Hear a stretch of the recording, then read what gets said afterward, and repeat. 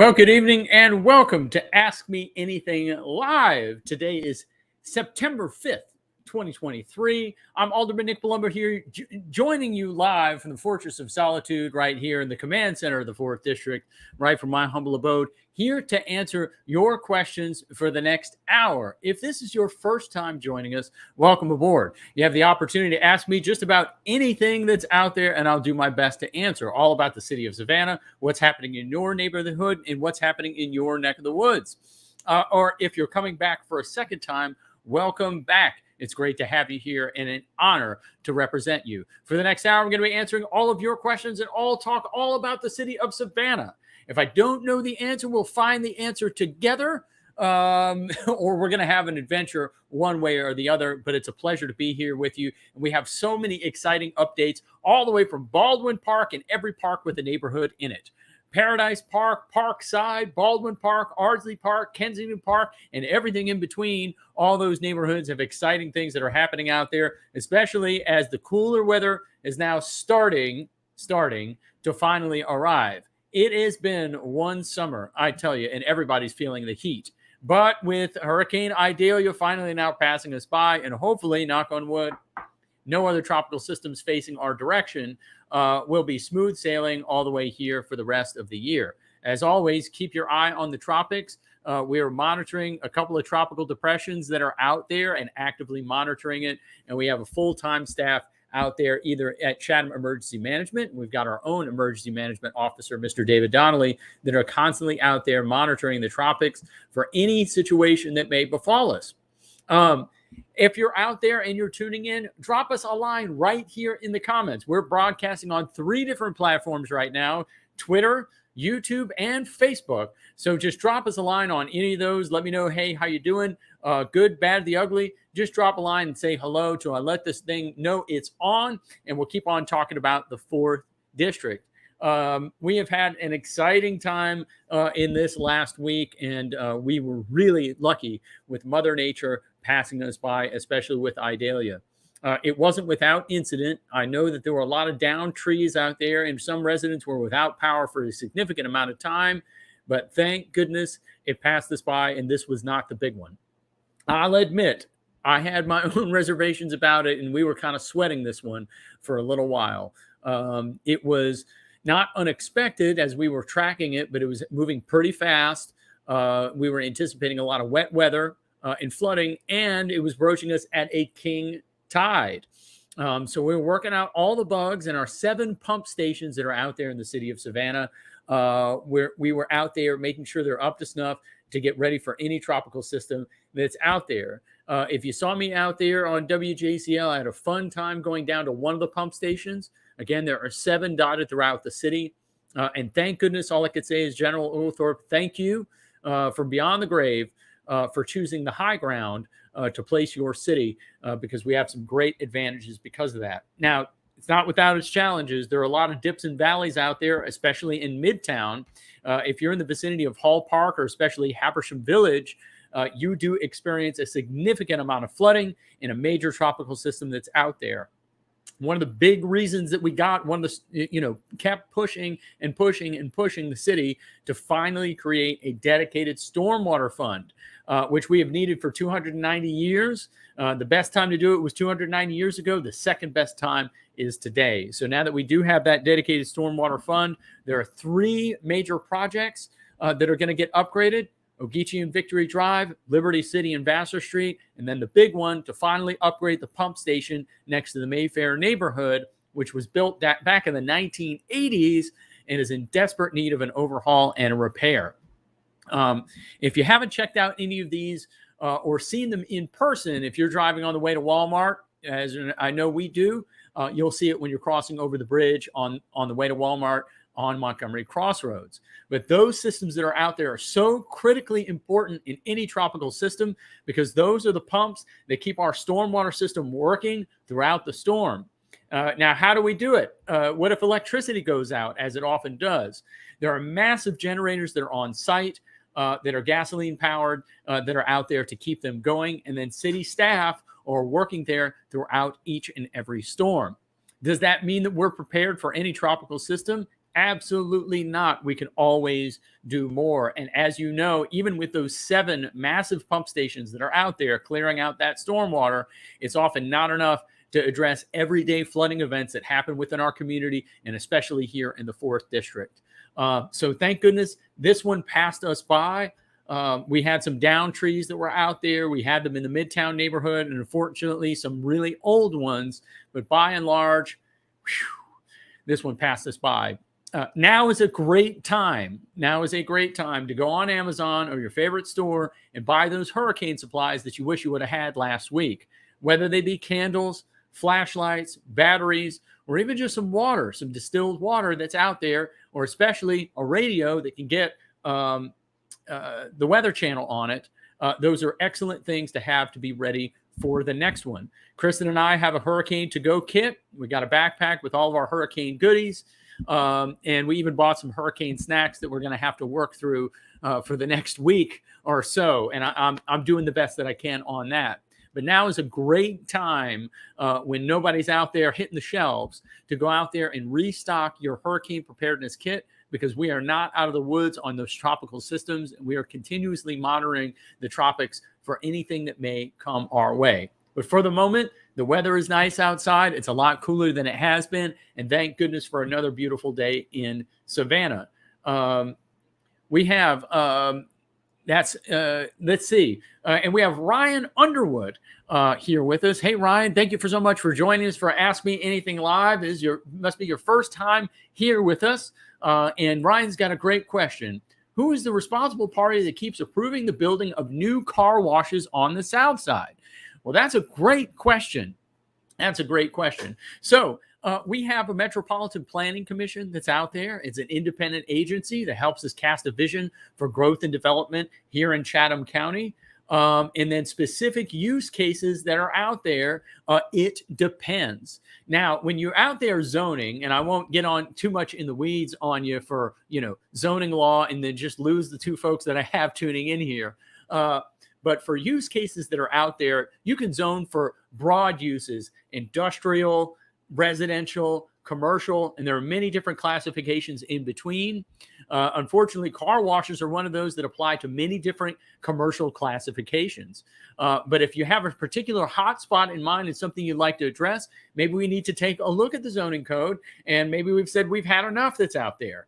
It's not a surprise to me that, especially on the South Side, when we've got a lot more auto-driven development that happened out there, there's a lot more demand for car washes because a lot more people have cars out there. There's a lot more space to go around. But drop me a line over at npalumbo@savannahga.gov.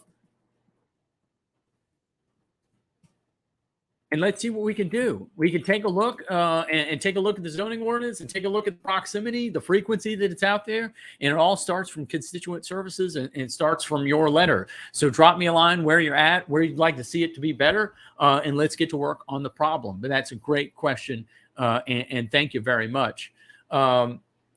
Speaking of growth and development, one of the biggest challenges that we continue to have here in the city of Savannah is this housing shortage. It's the greatest that we've faced in our city's history, certainly within this generation, and something that's happening nationwide. But just because it's something that's facing us nationwide doesn't mean that we shouldn't do anything. We absolutely should, because we absolutely can. And I definitively believe that we can work our way out of the housing crisis with enough diligence, intestinal fortitude, and enough good planning, which is what our city has done best from the very beginning. We claim the title as the first planned city in America. I don't know if that's true. Philadelphia might be the first planned city in America, but I love that our planning heritage at work is so critically important, and we need a plan for the future, and especially when it comes to housing. If you've seen housing, prices lately in your neck of the woods, you know that they're absolutely outrageous, and that anything that isn't bolted to the ground seems to be going for hundreds of thousands of dollars more than it was just a couple of years ago. And with every day that passes, we think that the bubble is going to pass us by, but it just doesn't seem to be going away. And that's for very good reason. It's the amount of jobs that are just absolutely coming into our area. Good, strong, high-wage jobs with great benefits so that people can afford more. And there is a massive shortage for the number of people that we have out there. So what do we do about it? You change by chance or you change by choice. It's time for us to plan ahead and think to the future. In 2021, the City of Savannah finished its Housing Savannah study. Housing Savannah study that's out there. So we finished that, and at the time in 2021, they determined we had a housing shortage just in the Savannah city limits of 10,000 housing units. That's not just housing people, housing units, single family, multifamily, apartments, and everything in between, that shortage. But in 2021, there was one thing that we didn't know about yet, and that's Hyundai. So with the advent of the largest economic development project in Georgia's history, right on our front doorstep or back doorstep over in Bryan County, if you're considering it by the crow flies, we know that it's much, much more than just those 10,000. So again, you change by chance or you change by choice. It's time for us to roll out the map and figure out exactly what we're going to do so that we can grow smart, protect Savannah neighborhoods, the established neighborhoods that are here, and give enough room to grow for the new residents that are coming here and coming to take these good jobs. So how do we do it? It's just going to be painstaking progress, one step of the way, and we keep chipping at the elephant one piece at a time, or bite the elephant one piece at a time. I have my good friend, Alderman Curtis Bertie is here. Man, giving it a wave. Kurt, it's great to have you here with us. Kurt, of course, that's my battle buddy on the south side in the 6th district. We share a boundary that's there, and we both represent the south side. I've got Paradise Park and folks that are east of White Bluff, and Kurt's district in District 6 does a fantastic job west of White Bluff that's out there. So great to have you here with us, Alderman Bertie. That's fantastic. And another good question here from Ryan. When is demolition beginning on old Sears for the apartment complex at the Oglethorpe Mall? That's a really great question. To get that very specific, and this is scientific, the answer is soon, which I know doesn't help you much. It doesn't give you the time frame. But the last that I heard that it's out there, that it's going to begin by the end of the year. The old Sears building is extraordinarily challenging, not just because of its size and scale, but also because it needs environmental remediation as well. At the time that building was built, there's a lot of asbestos, which, by the way, asbestos is entirely terrible for you, but it was a very strong building material and very popular through many decades of American home building and commercial building history. So they're going to have to undergo a significant amount of remediation, especially for a building that size, but it's supposed to begin by the end of the year. It's zoned for multifamily housing that's there, and folks that want to live and have their cake and eat it too. You'd be able to live at the mall or next to the mall and walk right over to the food court, grab some pizza, and that doesn't sound like a bad idea right now. I could certainly go for a pizza. But that's just one example of in our effort to work out of the housing crisis and address that shortage is a very definitive and economic work. It is a very definitive number that we have to reach just to satisfy the shortage before we can begin making some significant headway on pricing that's out there and affordable housing. Because it doesn't matter how many units we subsidize out there, until we build enough housing to satisfy demand, we're going to constantly be in this shortage. It's going to be a constant problem that's going to come up again and again and again. And I don't know if you've seen the news headlines lately, but if you would have told me in 2020 when we started that a $2 billion investment would barely make a dent out there, I don't know if anybody even spotted that last week, that one of the Hyundai ancillary companies that's out there, a battery company, just announced another $2 billion investment, another 400 jobs. It's hard to believe that that's just not the top headline maker that it used to be. I don't want us to get used to it because this is a very special time. It's great to have these good jobs that are here. But that's how far that we've come. So with another 400 jobs that's out there, not all of the folks that are going to come to take them are going to live in the city of Savannah, but we need to plan enough space for the folks that do to prevent displacement, rapidly inflating prices, and begin to tackle this housing crisis with gusto. We've made some dramatic steps over the last 4 years, record investments in affordable housing strategies. We've started a new Housing Savannah, Inc., which is a non-governmental organization designed to capture and raise funds and build more affordable housing that's out there. We have a new interagency council on homelessness. We're building tiny homes, the expansion of the Veterans Village. But I know the feeling out there and the feeling that I feel, I know that it's still not enough. Hopefully, when these projects are finished, we'll begin seeing some headway in making a dent. But as you've seen and articulating very clearly from the Sears development, we approved the rezoning for that, I believe, in 2021. Still hasn't begun construction yet. There's a lot of factors at play in the private markets that are far beyond my knowledge scale. I admit that much. I am not a real estate investor. I'm definitely not a developer. But I can tell you just from the city side itself, every employer that's out there struggles to hire enough talent to fill the workforce. Material shortages abound dramatically. Continue to have aftershocks from the pandemic about material shortages and bizarre stuff that I've just never seen before in my lifetime, and I'm sure that you've never seen in yours. Has anybody here heard of the great rock shortage of 2022 and 2023? Yes, that's right. That even rocks, there's a shortage of rocks and aggregate concrete material that's out there. So as we go through the ups and downs of these material shortages, whether they be lumber, workforce, or otherwise, we know that we're going to have to continue to work through these. Does that mean we should stand still and wait it out? Absolutely not. We have to continue working the problem.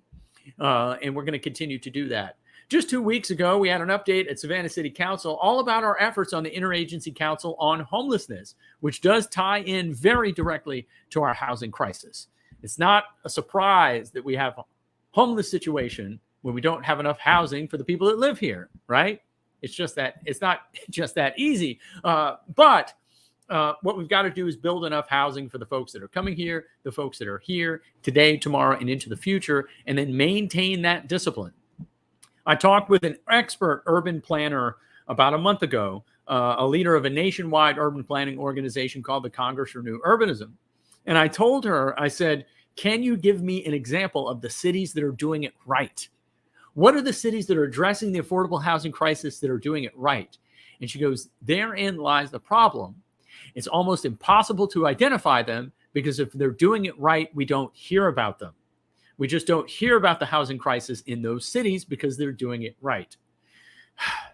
That's tough, and it's not the answer that I wanted to hear because I wanted some great city to come along, Saskatchewan, right? Something that we could point to and tether ourselves to say these are the actionable steps that we can take to get out of the crisis. But we know that it's not just that easy to follow a roadmap ahead, and we need something that works for Savannah. I do know that if we do absolutely nothing, the housing crisis is going to continue, and the housing prices are going to continue to skyrocket because the meta plant's not even open yet. When Chris and I bought our house, our neighbors came over and, we bought this old bungalow, patted us on the head and said, bless your heart, you way overpaid for that thing. But today, for the house, that we bought in 2013, there's not a single house for sale in the 4th District for the same price. That's how much it's grown in the past 10 years. It's not just because we're that good. There are a lot of factors at play. And I know it's getting a little heady on the housing crisis, and I've gone on this yarn for a little too long, but we have population factors that are at play, workforce factors that are at play, aftershocks of the pandemic that continue to be at play, and large economic investment that's having a major impact on us. And these are incredible opportunities. The largest economic development deal in Georgia's history. Poverty reduction has been an aim for our city for decades. And finally, we're making enormous headway on that and violent crime.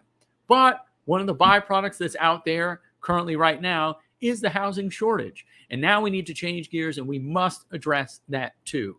We've started to set some of the puzzle pieces in place. The Housing Savannah Study, the Chatham County Housing Coalition, the task force that's out there, and Housing Savannah, Inc., Interagency Council for Homelessness, and all the alphabet soup. But it needs to translate into actionable things that are making a difference in your neck of the woods and in your neighborhood. And the only way that we're going to be able to do that is when we very seriously address the housing crisis piece by piece, step by step, and make sure that we work our way out of it and have a strong vision. In this next term, and what I'm campaigning on absolutely is we need that roadmap for the future now more than ever before. It seems on all sides of the aisle in the equation, Everyone's upset. Whether you're a petitioner or a resident, I don't know of anybody in town that likes our building and development process or is happy with where it's at or feel that it's fair or transparent or equitable. I don't know of any member of council that feels that way, that says that the building and development process we have here in the city of Savannah is perfect. They wouldn't want to change it. There's a lot of room for improvement out there, and now is the time. It's the crisis of our generation, and that's what we have to lead with. It's all about housing, baby. All right. So the other thing, we continue to make headway in addressing violent crime, and those, that's shaping up very well for us here in the city of Savannah, but we're not immune. And certainly one shooting and one murder is one murder, way too much.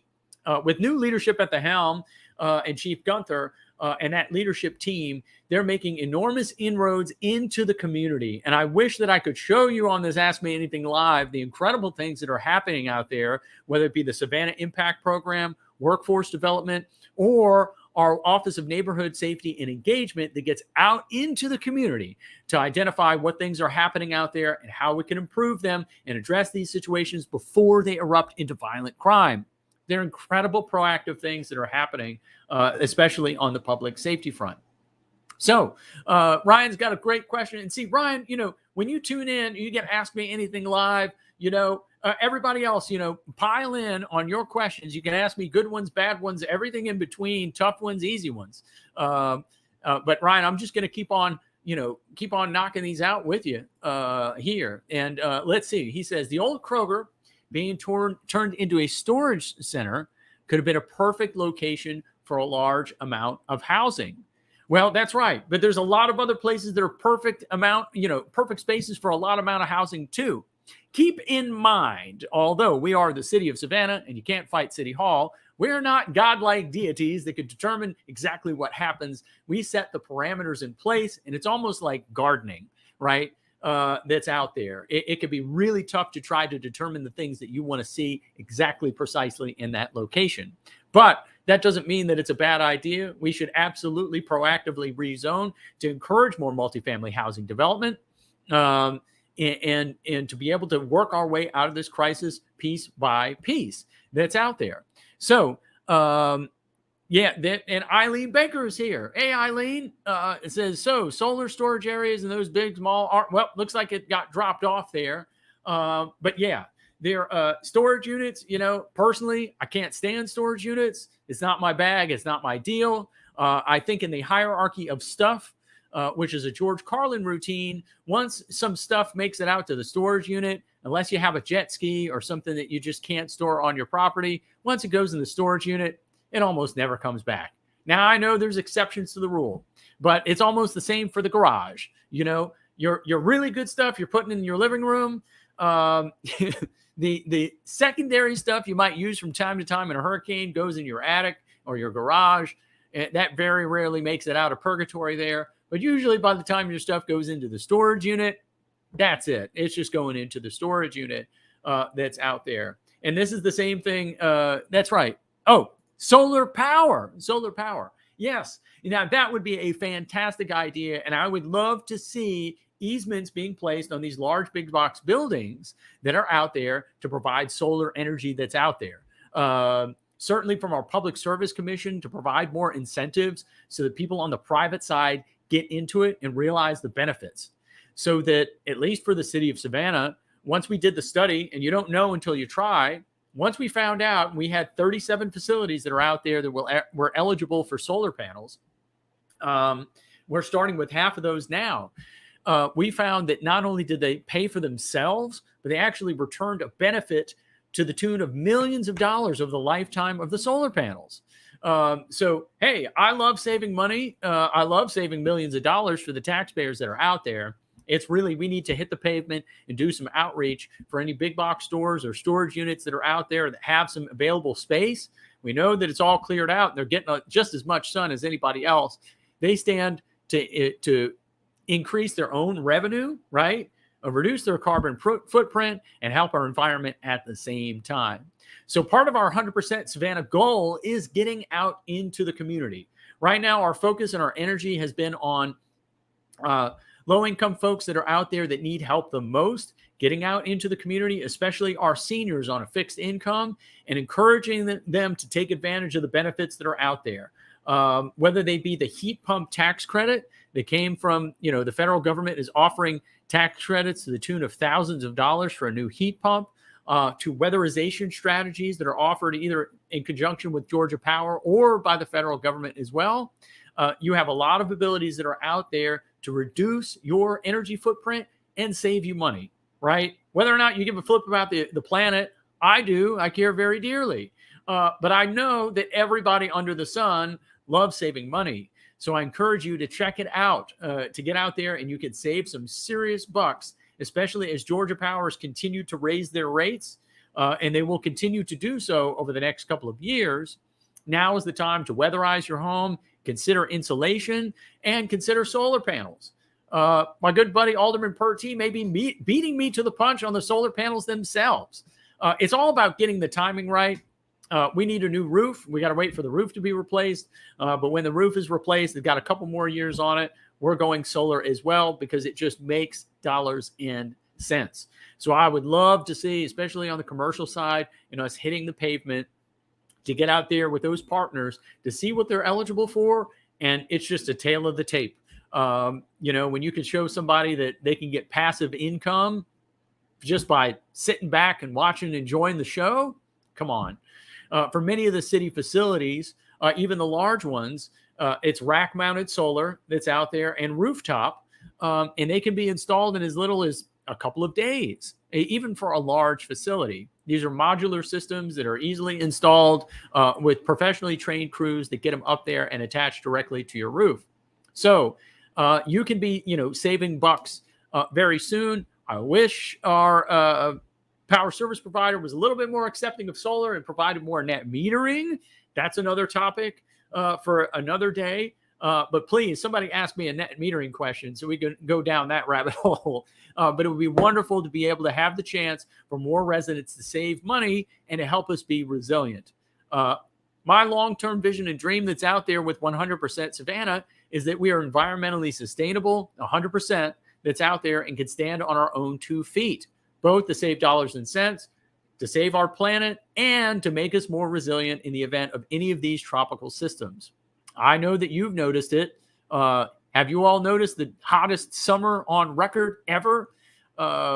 It certainly felt like one, and it doesn't seem to be getting cooler anytime soon. So now is the time to help with those power bills that are out there, and there are far too many, especially seniors in our community, that are choosing between bread and air conditioning. And it's a very, very difficult choice. In the coming year, I would love to have and add on to our senior home repair program the ability to either, offer weatherizing incentives or find a way to get that solar energy into the hands of the folks that need it the most to help them save money. My father-in-law is a senior out there. He's on a fixed income himself, lives right around the corner. And I know that pain all too directly, because what happens when the AC breaks down at Jerry's house? Who's he calling? The AC repairman right here. So, Jerry, I love you. And, I don't mind fixing it up at all. But, if you don't have your own in-home do-it-yourself guy, it could be really tough out there for folks, especially on a fixed income, to do it. So we need to do a better job that's out there. Georgia Power has a pay-as-you-go program that's designed to help lower-income households, but it can be very difficult. It can be very difficult. It's literally like paying a bill on your phone. It can be helpful if you need power in a pinch, but far too often, if you're having to choose between food or air conditioning and comfort, it can be really difficult. Heat stroke happens at night just as often as it happens during the daytime. In Australia, I was reading yesterday about how more people died at night because of heat stroke than they did during the daytime, that it's out there. So this is going to continue to be a significant problem. Although the sun's going down, it's getting cooler outside. Just please keep it in mind. And if you're out there considering upgrading, your air conditioning system, consider a heat pump. There are tax credits that are out there today. Don't quote me on this, but I think they're in the range of $2,000 for a new heat pump that's out there that you can get. That's coming from Uncle Sam. And those save you a lot of money. They're a lot more efficient. and can heat and cool your home. So you could check that out. There's weatherization strategies that are out there. And as the weather cools down and all of those AC teams that are out there, they're going to be looking for work after all of these emergency repairs in the coastal empire are finally complete. It's time to do it when it's cool outside. And I'm saying that for me too. That is a mental note for myself that this is going to be the year that I'm going to replace the ductwork. I hate going into that crawl space, but I'm going to just have to do the thing. So we've talked about heating and cooling, sustainability, public safety, housing. What else is out there? Would you all like to complain about the Hall Park splash pad with me? Please, please. I would love to complain about the lack of progress in the Hall Park splash pad. It seems to be coming along right there. It seems like the project that just would not end. But I do know that the Hall Park splash pad will be in service very soon. They did the concrete pour last week, and it's taking some time to cure. Or I believe, no, that was 2 weeks ago. It's taking time to cure because that's about, a couple feet of concrete, but it should be cured. And they're getting a nasty gram from me tomorrow if they don't start putting those features in, because I want to enjoy that splash pad before it gets cool outside. And you know what? If it has to be cold and it's going to be freezing, I make my pledge to you that even if it's 20 degrees outside, whenever that splash pad is finished, I'm going in it. So the bucket filler that's up there, the dragon, the crow's nest, whatever it may be. But Recreation Reimagined was an initiative started in the city of Savannah in 2020. And to be honest with you, our recreation system was just anemic. It needed a total overhaul. It was disjointed between the city and the county. And we absolutely need to make sure we put together a cohesive plan for kids of all ages, including adults, to get out there and play and enjoy our city and the amount of public space, the wonderful public spaces that we have. So Recreation Reimagined has seen some of these investments come alive with splash pads. We have the Hudson Hill Community Center open up a new splash pad that's out there. Hall Park is coming online, is moving slow as Christmas, but it's going to get there. And then we're seeing new playground equipment that's being installed. We just procured some new playground equipment for the bigger kids, 5 to 12 years old, for Daffin Park. That's going to be exciting. That replaces the playground equipment that existed in the 1996 Olympics. Woo! That's been there for a minute, donated by Blue Cross Blue Shield of Georgia. So that was in dire need of repair as well. And then today, I'm checking on my old friends. There are 2 new parks that are out there on the south side, including, I went out today to go check out Paradise Park neighborhood. It's starting in 2020. Paradise Park did not have a neighborhood park. Now it does. Harmon Creek Park, that's over there on Atwood Street. So we went to go check out that today. Bargain Terrace Park, that's over in Bacon Park. But we need to keep these improvements going for people to get engaged with the community, enjoy the outdoors, and bring everybody together. So we have a wonderful city with an equal part, and that's that's the legend as it was told to me, that we have equal parts public and private spaces that are out there, starting from the days of General Oglethorpe. And we need to keep that tradition going as a wonderful place to enjoy the outdoors. My good friend, Kayla Brown, is here. And I'm just going to stop the program right here to wish Kayla Brown congratulations. Kayla Brown was honored today by the Savannah City Manager and our 311 system for our 311 Service Request Awards, our inaugural awards, also known as the 311 Wonders. So we recognized a cohort of very special super citizens today at the City of Savannah who have been engaged with our 311 system, putting in requests across our city and having fun out there at the same time. Most of the requests come out there, I believe they said 40,000. Is that right? 40,000 requests come in each year, which is just unbelievable to me. But 5,000 of them came from the the SAV 311 app. So search SAV 311. Shout out to my friends at WSAV, Tina Ty Shaw. I love you over there on Victory Drive.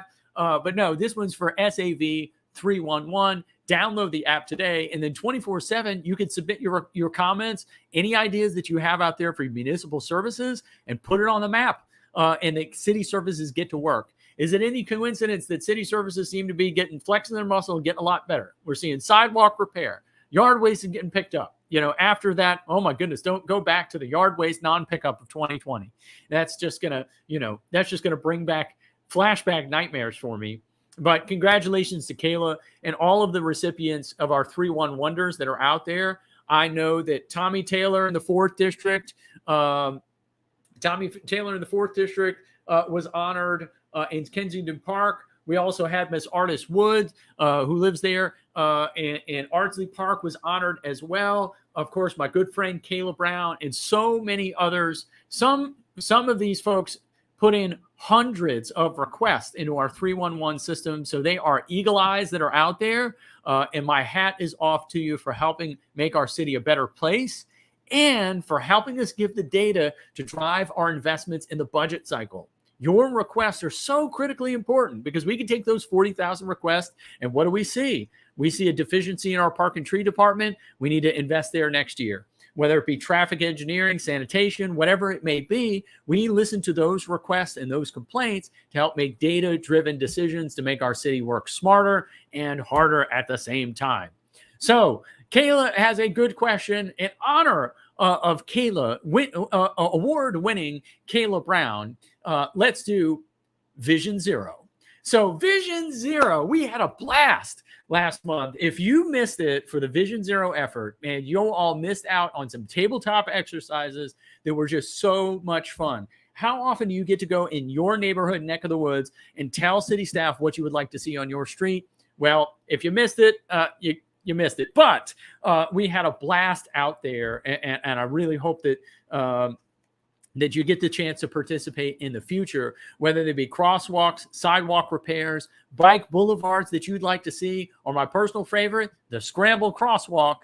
We got to tabletop exercise all those things and see them in real time. I can't wait to see the rest of the report. So Kayla had a fantastic hand in that. She is the author of our Vision Zero plan and our document. Check it out, Vision Zero Savannah. Just Google search Vision Zero Savannah, and that website's going to be our one-stop shop there for all things Vision Zero and traffic safety. But I finally start to see little bits of progress continuing to grow and grow and grow. It's not much, but it appears that momentum is headed in the right direction. Whether it be the activated crosswalk at Washington and Waters, yay, the Scott Anderson crosswalk that came alive, and that happened, or spotted this weekend, the new sidewalks and crosswalk, I believe a mid-block crossing, if you can believe it. Kayla, you have to answer this one.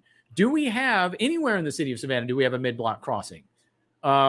Because the one on Bull Street at Starland may be the first one. It's right there, and I would love to see an activated signal. We need something that's going to stop traffic because I stopped, but other people weren't stopping. But finally, we have some curb cuts that are there for accessibility, new sidewalks, and a crosswalk on Bull Street in a heavily trafficked area that we desperately needed some pedestrian safety measures and interventions to make it safe for everybody. So it's really encouraging to see those things. We need to keep up the momentum. We need to continue making investments in the public right of way and the things that you want to see, because those streets belong to you. That's right. If you go to the map, you go to Sagest, the Savannah area GIS system, you're going to see who those streets belong to. That's a public right of way. They belong to you and to me and the 150,000 people that call Savannah home. So Kayla says, technically Bull and Washington counts. We have a few signalized mid-block crossings, but I'm glad the Tactical Urbanism Project finally had a result. Yes, that's right. Kayla already painted that crosswalk one time before, and boy, wouldn't have been great to just keep it, but that's okay. You know, it's better late than never, and I'm super glad to see it as well. So we've got some ground to cover here. Let's see. Ryan says, can't the park at the end of Truman with the giant flag be turned into a more useful park?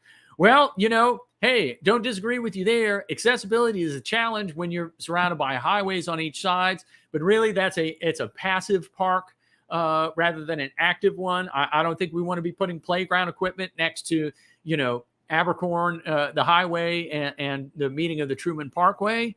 But certainly, I know that Alderman Purty in the 6th District has significant plans to upgrade that, including material and military equipment to be placed on the site, because that's a park honoring our veterans that's out there. So one thing that I've learned in public office, and of all the strange things that you've learned, if you want to try to get a piece of decommissioned military equipment, hurry up and wait.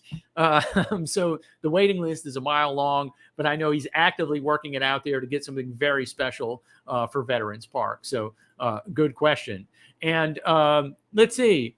Margarita is here. Margarita, hey, it's great to have you with us.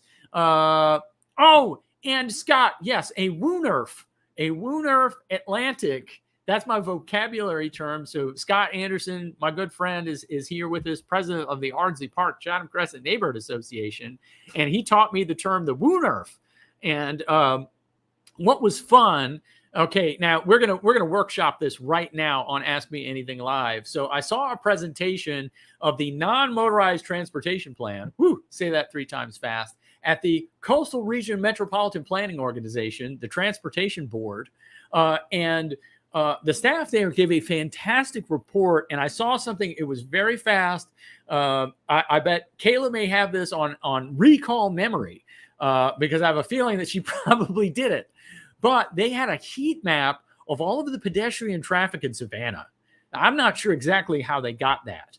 Now, it may be from our good friend over here that they pulled that publicly accessible data, but it was remarkable to see. You could see in Midtown, you could see where Batty Street was, you could see where Harmon Street was, and you could see where Atlantic was for the amount of pedestrian traffic that we have. You could see the exact spots.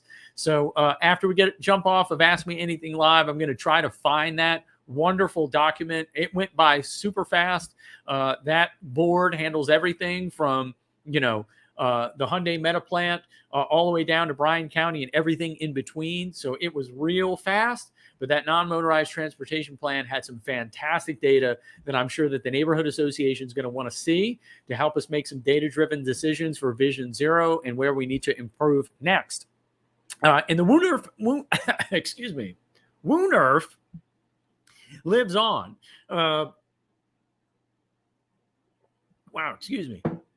The Woonerf. But I would love to see the Woonerf that's out there either as an elevated, a raised street. Wouldn't that be fantastic with some pavers that's out there for people to be able to enjoy a walk that goes all the way, I believe it goes all the way to Wheaton Street, Atlantic Avenue. So here it is. And of course, Kayla, thank you. Strava, they provide free and anonymized data to municipalities, MPOs, and nonprofits to provide a good look at recreation facilities, routes, and some transportation commute data. It was fascinating to me. And again, it went by so fast, but I wanted to see that heat map of exactly where people are moving. Now, there's going to be a chicken and the egg scenario, right? You're going to see people moving in places where they're more comfortable to move. So not only do we have to improve the places where people are, we need to think about where they need to be into the future. Where are the dangerous roadways and street systems that we need to improve to make them accessible for everyone so that every neighborhood can enjoy that walk? And Kristen and I do it every single morning, even when I don't want to. And to get out there and walk our buddy Leo, who's just getting older, and it just makes me sad and depressed.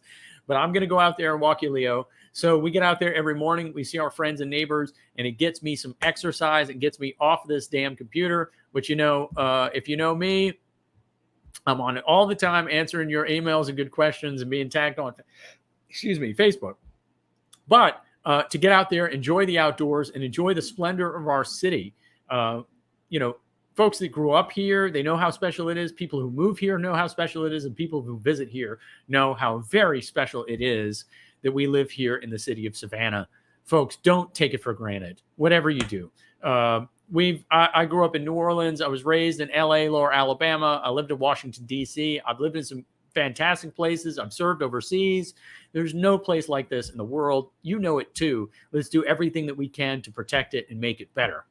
We have an enormous amount of civic pride, and we should. So that includes providing the great things that we have here, but making them citywide. our mobility challenges that we have. Mobility challenges is not dangerous in every neighborhood. Every neighborhood should be safe. Every neighborhood should have a park. Every neighborhood should have excellent public safety fire service. And we're working every single day to make that happen. We're going to keep on pushing. And Kayla says, yes, I think I'm technically the committee chair for the non-motorized plan, but the staff at the corporate MPO are great at digging into the data. And yeah, I loved seeing our friends at the MPO came out to Vision Zero. You know, they don't have to come out after hours. They work on this stuff every single day. They're probably thinking, oh my God, I don't want to have to do another non-motorized thing. But they came out to Vision Zero to help work it with us. And that was really exciting to see friends and neighbors. Kayla was there. Scott was there. So many neighbors. We had neighbors from Paradise Park that were there, Kensington Park, and everywhere in between in the 4th District here to work those tabletop exercises. And I cannot wait to see how it turns out and to see what the plan is. Please don't let me be disappointed. I'm a little ambitious with how this thing is going to look, but I know we're going to get there. But yeah, the staff does a fantastic job with the MPO and the non-motorized plan, especially, and consider this is a regional effort. It's not just the city of Savannah. It includes Pooler, Port Wentworth, Garden City, Tybee, unincorporated Chatham County, and everything from Rincon all the way down to Richmond Hill. As a part of that transportation body. So hopefully we can lend to them, as we hear a lot from our friends and neighbors in neighboring municipalities. How do you do that? Well, it's not easy, but you have to start somewhere. So we continue to encourage them to keep mobility in mind. You can either, you measure twice, but you cut once, you pay today, or you pay a lot tomorrow. You can pay a lot tomorrow. So for the communities that are out there that are trying to do a retrofit, trying to put in sidewalks after the fact, it is painful. It is absolutely painful because you're contending with trees. You have difficult choices. You have property rights. You have property matters. And as we continue our sidewalk expansion plans, we're beginning with safe routes to school. But even those, it can be extraordinarily challenging with the cost of concrete, rocks, right-of-way acquisition, and the other. We encourage everybody. And that's why for all new developments that are out there, they include in the plan that you have to have sidewalks. You have to have those mobility facilities out there. So, Elizabeth Gantz, any thoughts on speeding issues on Columbus Drive? Well, I can't stand speeders, cannot stand them. But if you have a particular time of day that they're happening, drop me a line to npalumbo@savannahga.gov, and I'm happy to submit a request on your behalf to our Savannah Police Department unit to get more enforcement during those times. Now, those police officers can't be everywhere forever. You know, they're not hiding in the bushes waiting for the speeders to come by, but we continue making investments, and part of our Vision Zero effort is to tackle reckless driving and speeders. It's not just a Savannah issue. It's not just a Columbus Drive issue, although it's prevalent there. The shape of the motorway, right? The shape of the right-of-way determines the behavior. When you have these wide streets, when they were built out, they were very luxurious. We were driving in Model Ts or sometimes carriages, horse and carriages. Now we have supercharged this. We have efficiency that. Sometimes self-driving cars, Teslas that are nearly silent, that can go from 0 to 60 in the blink of an eye. And it's getting extraordinarily dangerous out there with every single day that passes with our good friend, social media, and the constant reminders of being connected to the internet in our daily lives. Distracted driving is at an all-time high. And from the conferences that I've attended, it can be extraordinarily depressing to see the outlook out there. Many of the traffic engineers, the schools of thought, some of them are even just giving up and throwing their hands in the air, waiting for the self-driving car to arrive. Well, our philosophy here in the city of Savannah is we're not going to hurry up and wait. We're going to do something today. And that's what Vision Zero is all about, is making investments in the public right-of-way to combat speeders, to make it safe streets for all and safe streets for everyone. So, Elizabeth, go up there a little further. Our good friend Kayla has already dropped the link to Vision Zero. Come and check out the plan and how we're tackling that. But if you have something specific that you would like to see right there on your street, a specific time of day, please drop me a line. Send me an email to npalumbo@savannahga.gov, and I'm happy to get it to our traffic enforcement unit. We do. City of Savannah, very fortunate to have a full-time traffic enforcement unit that's out there. We continue to employ new technologies to address this as well. You love them, you hate them. I know a lot of folks are really upset about the speeding cameras that are out there. But that's been a very successful program in combating reckless driving, which is what we really need to go after. Speed bumps and traffic calming devices continue to be constructed throughout the area. It's piecemeal. It's one at a time. And keep in mind, we are going through right now in 2023, nothing short of a mobility revolution. In the 1950s and 60s, everybody went out like this, and it was all about the car. And now it's coming right back in, and people want to be able to enjoy the outdoors and enjoy their neighborhoods, especially as it's gotten more distracted. It's gotten more dangerous. It's gotten more speedy. They want to see safer streets. So I've been a proud champion and working with our good friends. You got, Elizabeth, you got some allies here, right here in the chat, between Scott and Kayla and all of our friends. And Randy is here. Yes. My good friend Randy Tate is here. Hey, Randy, how are you? And yes, congratulations, Kayla, as well. So, and thank you. Thank you for tuning in. And please come back next month too.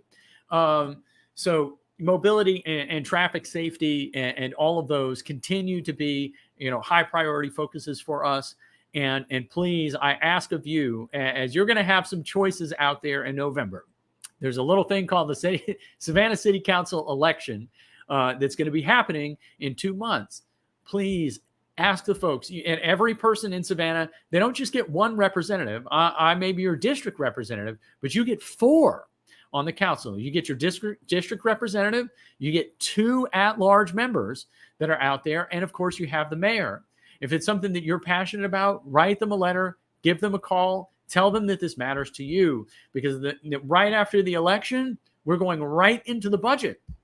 We operate on a calendar year, and we'll be going right into the budget cycle that we have to approve by the end of the year, by the end of 2023. So right after the election is done, we'll be back into lockdown mode, and we have to settle the budget, for a city of 150,000 people and 2,500 employees. It's not easy.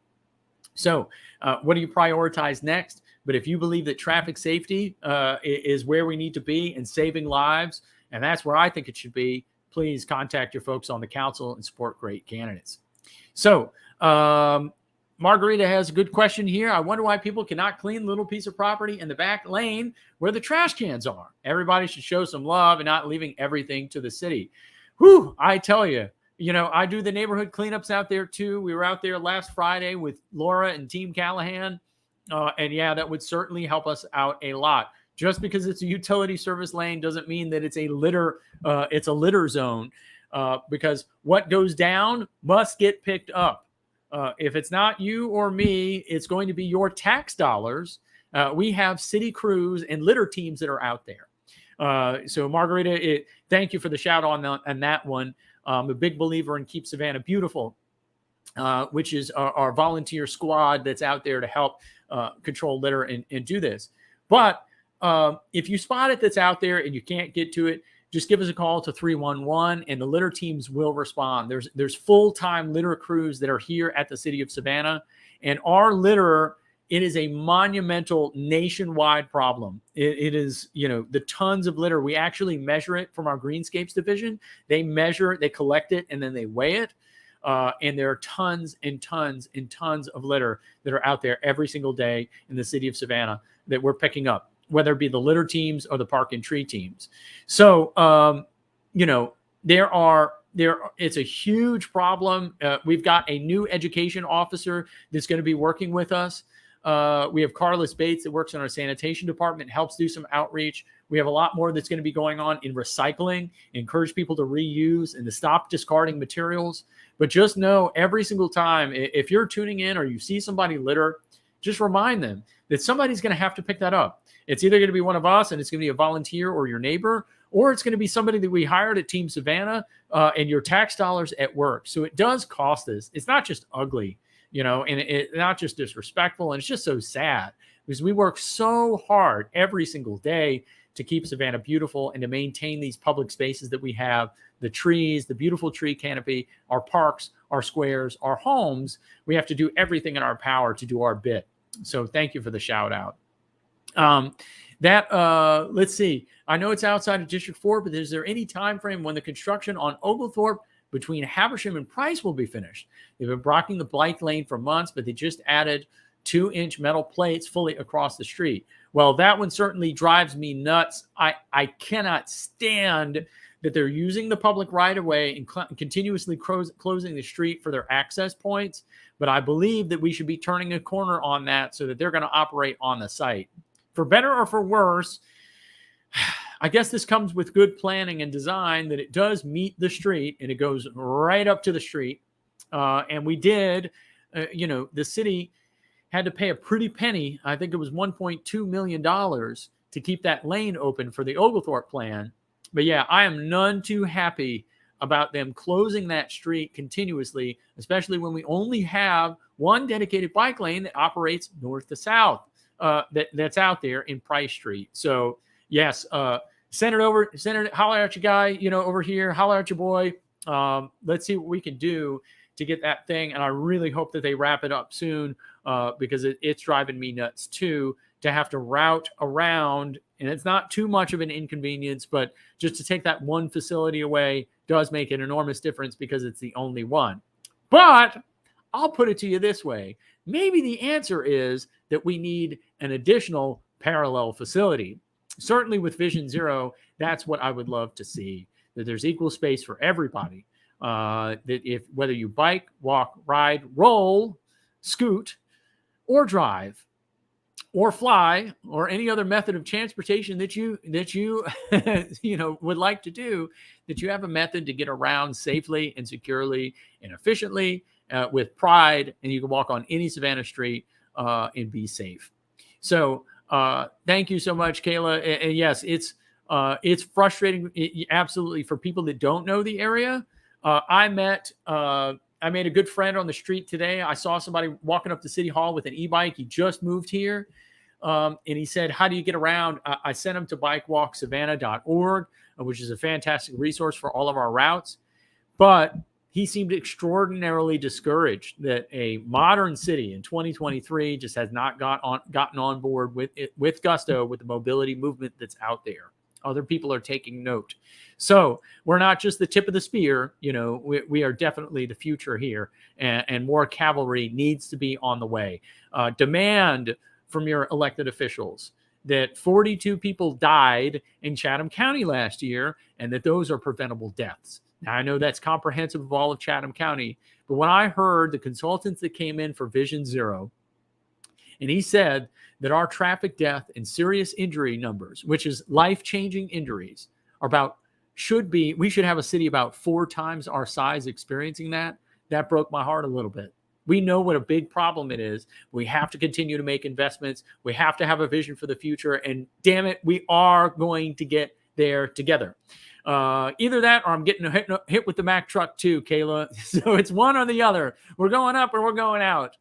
Well, friends, it's about that time. It's 7:58. I've had a great time for the last hour. We're definitely going to do this again next month. And mark your calendars for the first Tuesday of every month for Ask Me Anything Live. But if you got a good question, you don't have to wait until next month. You can email me anytime at npalumbo@savannahga.gov. In the meantime, please, if you'd like to stay in touch, go to our website at www.nickforsavannah.com. Why? It's not just because it's all about yours truly. It's about our vision for the city and our vision for the future. And I want you to be a part of it too, because we have to all do it together. Please sign up for our newsletter, Notes from Nick. Folks love that stuff, that all things that are deeply centric to your district and to your neighborhood right here just for the 4th District. Goes out once a week. It's not too long. Very informative, I hope, and that you get to stay in tune and stay connected with your city. We all do better when we all pitch in. But for tonight, congratulations to our 3-1 Wonders. Congratulations to Kayla, Tommy Taylor, everybody, artists, everybody that's out there that was recognized for the awards. We so appreciate you being our eyes and ears and engaging with us. and partnering with our city. We really do appreciate you. The 311 system, we don't view it as a complaint line. We view it as an opportunity line. And that sounds so cheesy, but we're so elated and excited when people call to tell us about the things that we need to fix and improvements that we can make. But that helps continue, make us the very best city in the United States of America, and maybe on the globe. So until then, I'm signing off, and I will see you all around the neighborhood. Until next time, y'all have a good night.